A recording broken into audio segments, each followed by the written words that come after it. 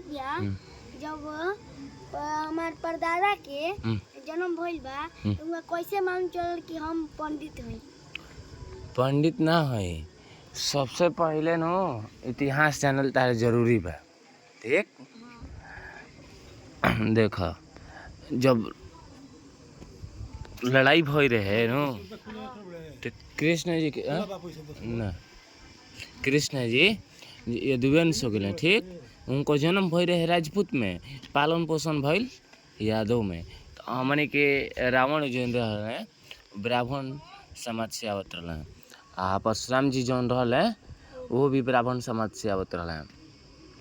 तो उहे वही घड़ीले परशुराम जी जो ब्राह्मण समाज भेले न, वही घड़ीले हमने के उनकरे वंश ही जा, माने हमने के कैसे मालूम चल? उनकरे वंश ही जा हमने के उनकरे बालक हई जा। हाँ उनकरे लड़का ही जा।